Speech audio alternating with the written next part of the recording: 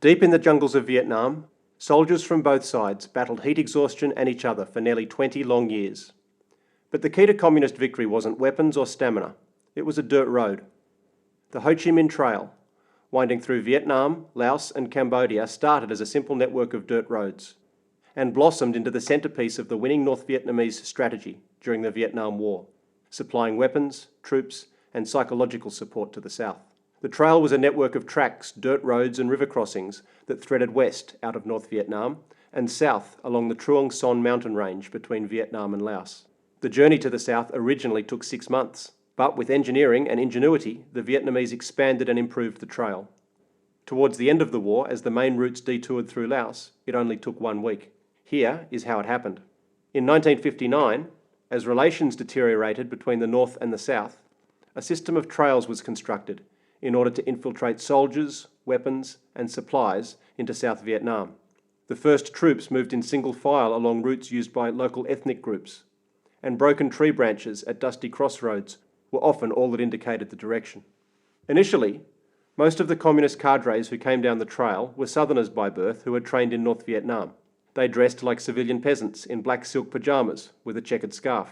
They wore Ho Chi Minh sandals on their feet, cut from truck tyres, and carried their ration of cooked rice in elephants' intestines, a linen tube hung around the body. The conditions were harsh, and many deaths were caused by exposure, malaria, and amoebic dysentery.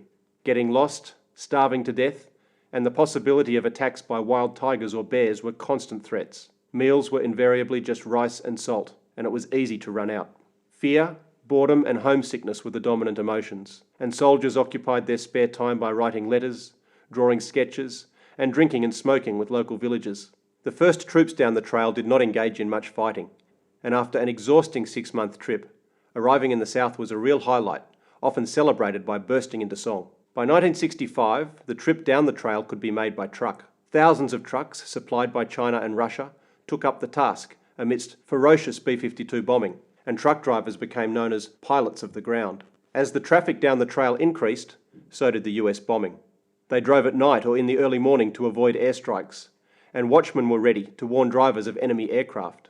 Villages along the trail organised teams to guarantee traffic flow and to help drivers repair damage caused by air attacks. Their catch cries were, "Everything for our southern brothers," and "We will not worry about our houses if the vehicles have not yet gotten through."